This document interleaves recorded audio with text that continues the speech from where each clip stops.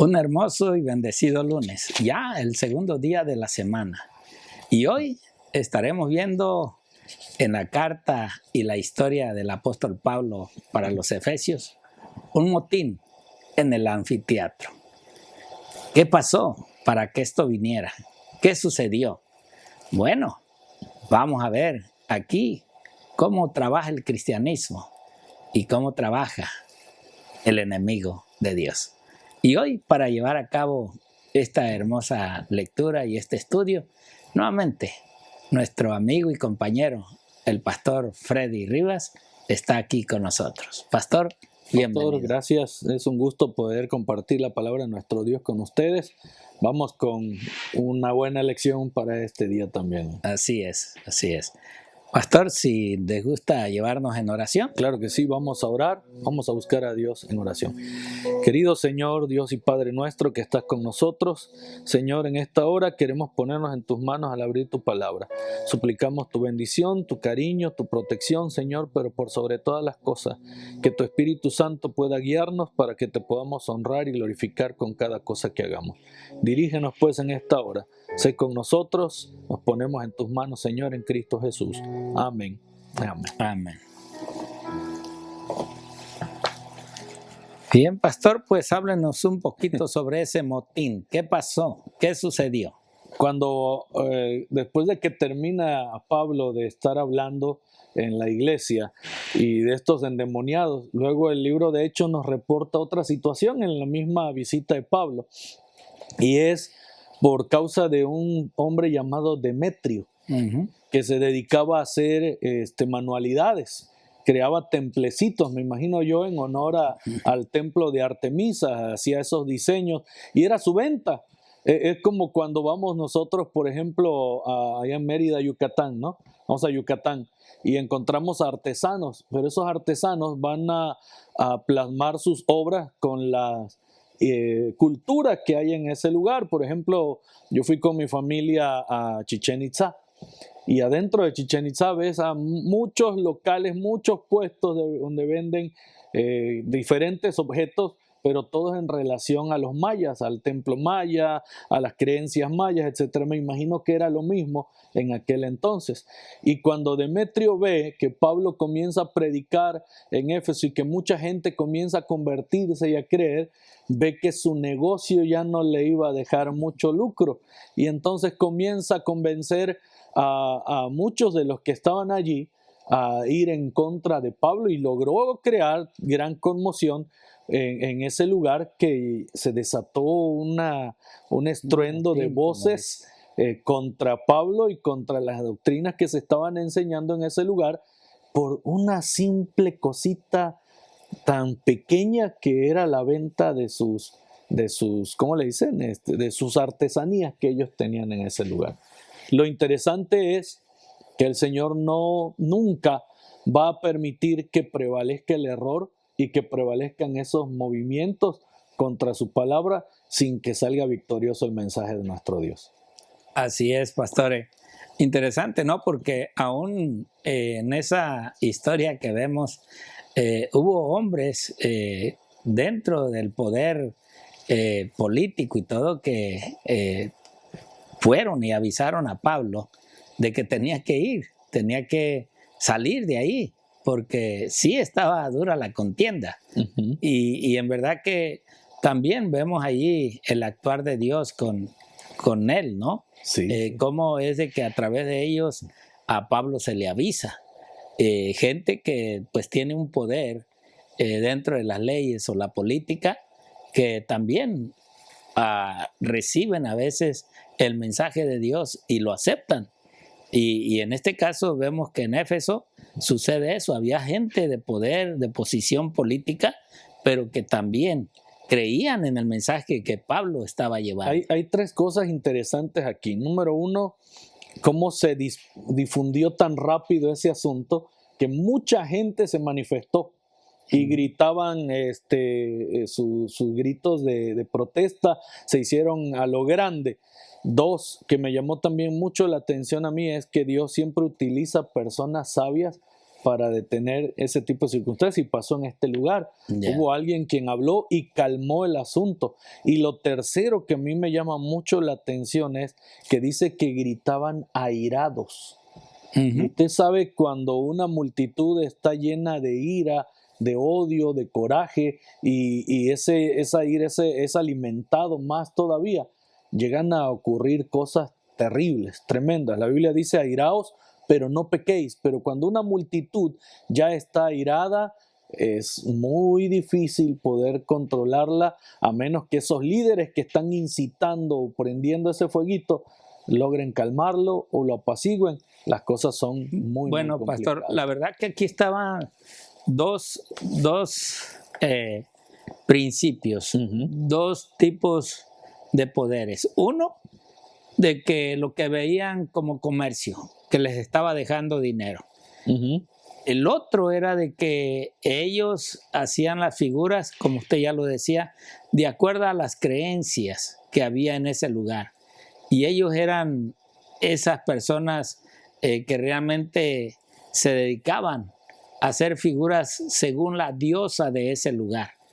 Y pues tanto fue su grito de ellos que para muchos de ese lugar pues iba en contra de su religión, de su creencia, que hoy vemos que eso pasa. Diana, dice, sí, de los o Efesios. sea, ¿por qué? Porque lo que querían poner más arriba a la diosa de ellos que al Dios que Pablo predicaba. O sea, era en sí un fuego de creencias y de palabras en las cuales ellos estaban queriendo que se diera más realce a la diosa que se tenía, pero no al Cristo que Pablo estaba predicando. Había alguien ahí llamado Alejandro, dice la Escritura, que levantó la mano para tratar de explicar y de calmar el asunto y defender el asunto de Pablo, pero dice que no lo escucharon, más fuertes se hicieron, Sí, al ver que era judío, más fuertes los gritos de contienda, hasta que por allí hubo alguien que habló y después vamos a ver el argumento que utiliza para calmar a la multitud, cómo Dios da sabiduría para poder enfrentar este tipo de cosas. No sé si lo vemos ahorita, lo vemos después de las citas que tiene usted para mostrarnos esta hora. Ok, a ver si me ponen esa cita de Reflejemos a Jesús, página 237. Bueno, dice acá, Pablo, además de trabajar en público, iba de casa en casa, predicando el arrepentimiento para con Dios y la fe en nuestro Señor Jesucristo. Ahora vean, Pablo pues no tan solo llegaba a predicar el mensaje, sino también tenía que trabajar para sostenerse. Y por lo tanto, en cada trabajo que llegaba, pues ofrecía su trabajo, pero también les daba a saber quién era el Señor Jesucristo para él. Y quién era el Señor Jesucristo no nomás para él, sino para todo el mundo. Y que lo reconocieran.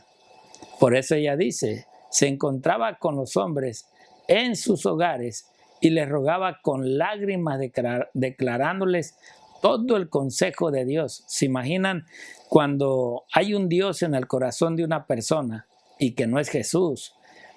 Cómo a veces luchamos para que esa gente realmente reconozca a Jesús como el único Dios sobre todos los dioses.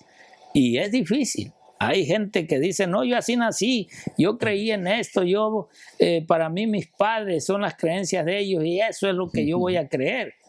Ahora, acá dice que Pablo con lágrimas en los ojos quería en sí enseñarles la verdad, por eso ese motín que se levanta en Éfeso, porque en verdad que a unos que recibían económicamente al vender su producto, el engaño, la mentira y los dioses ajenos, pues les parecía un poquito duro el saber que este Pablo les estaba tirando el negocio al suelo.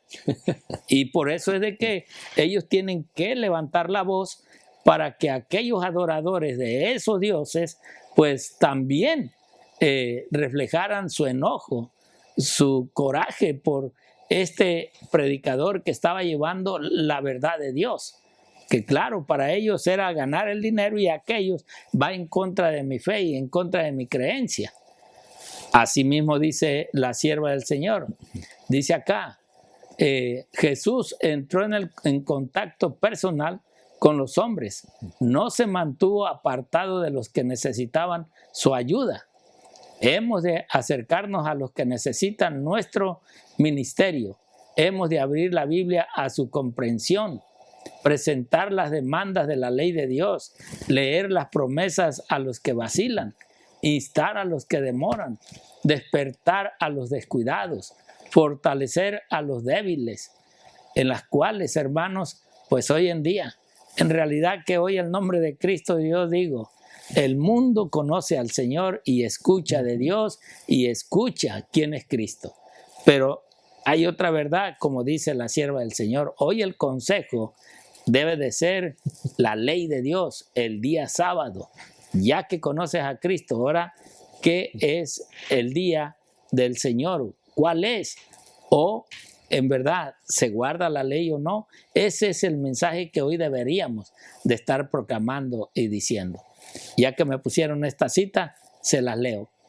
La decisión del escribano y de otros que ocupaban puestos de honor en la ciudad había puesto a Pablo delante del pueblo como una persona inocente, vean, de acto ilegal alguno. O sea, no acusen a Pablo por esto, en verdad que él está diciendo la verdad. Había una defensa poderosa porque era el gobierno o líderes de gobierno que estaban defendiendo este mensaje de Pablo. Este fue otro triunfo del cristianismo sobre el error y la superstición, vean. El triunfo fue, ahora Dios usa de esos hombres que están a veces ahí y que Dios a través de su Espíritu los invita para que vayan a ayudar a su siervo que está dando el mensaje de la verdad. Dios había levantado a un gran magistrado para vindicar a su apóstol y detener a la turba tumultuosa.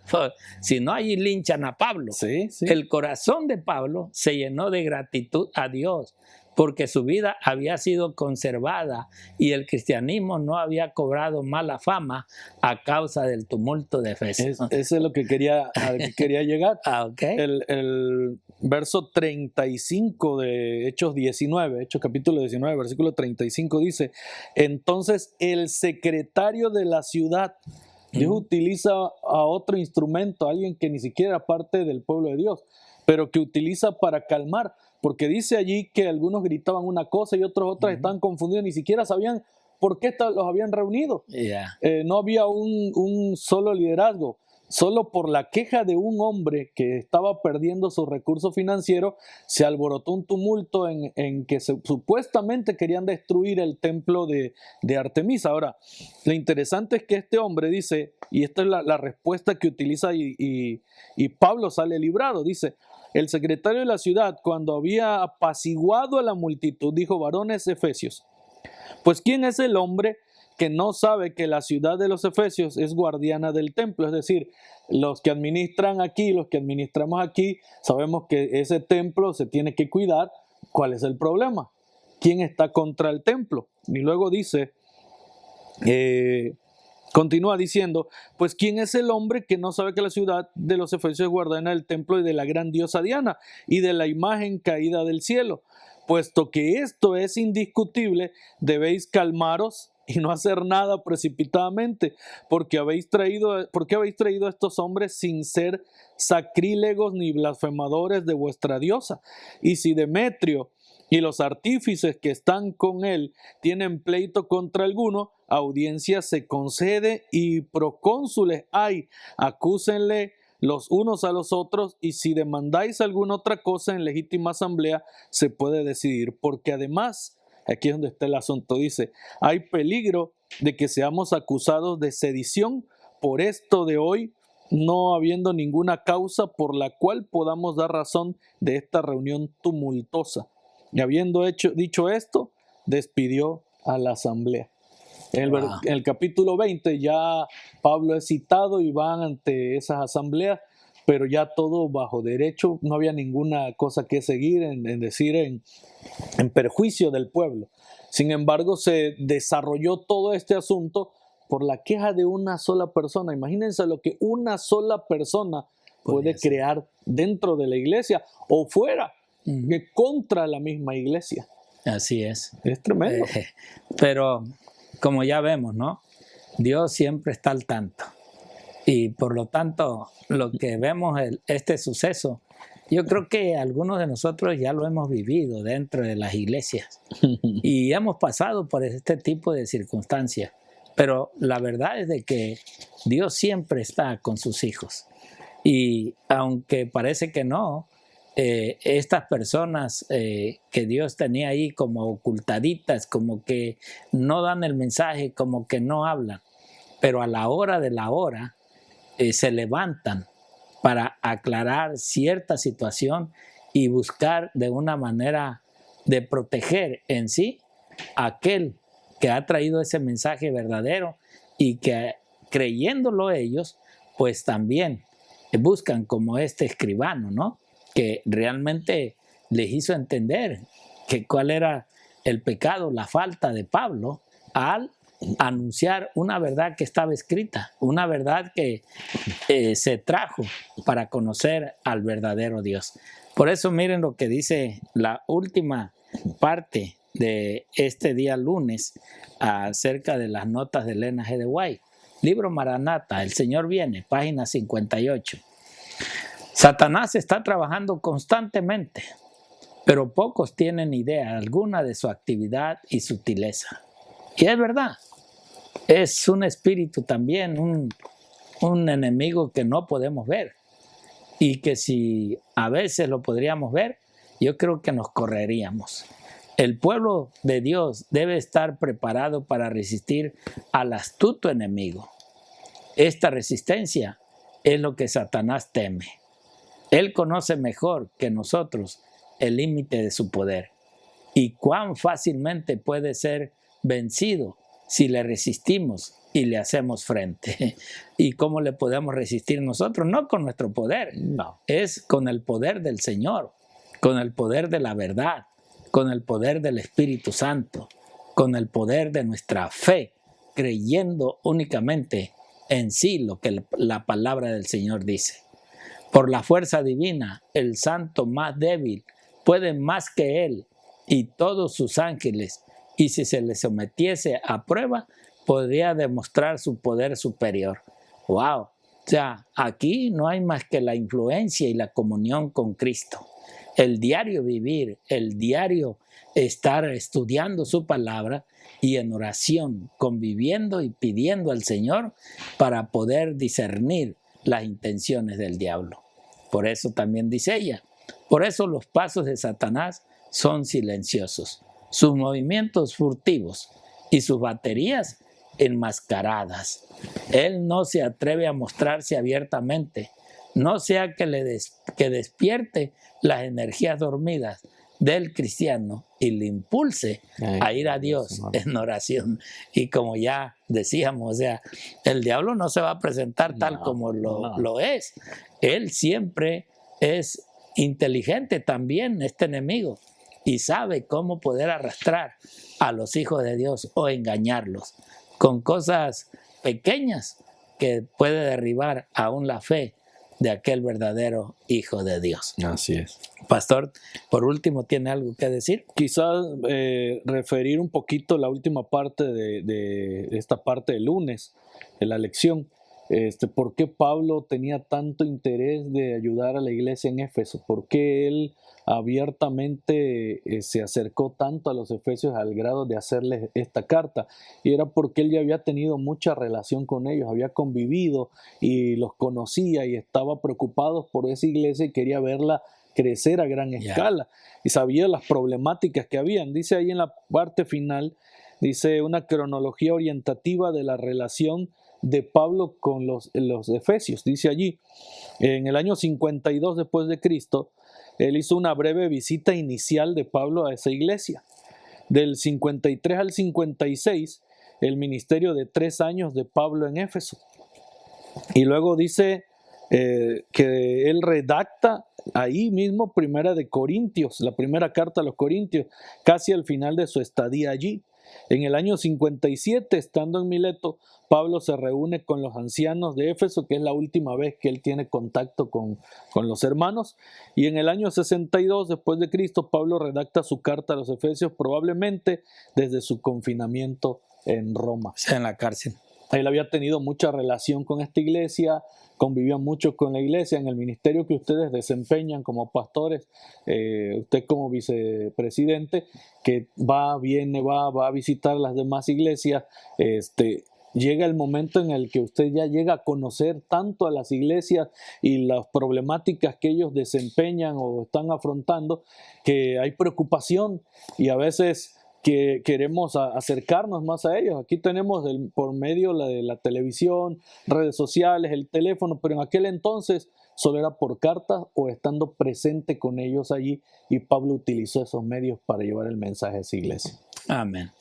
Gracias, Pastor Freddy. Bueno, hermanos, pues esperando en el Señor, ¿verdad? Que cada estudio, cada meditación de esta carta, veamos nuestra situación espiritual. Amén. Cómo estamos haciendo aún dentro de nuestras iglesias y cómo estamos haciendo más que nada dentro de nuestros hogares. ¿Qué tanto porcentaje le damos a las cosas de Dios y qué tanto porcentaje le estamos dando al mundo? Amén. Que Dios te bendiga, el Señor te guarde, y aunque pleitos y rencillas haya, confía en ese Dios del cielo. Amén. Bendiciones.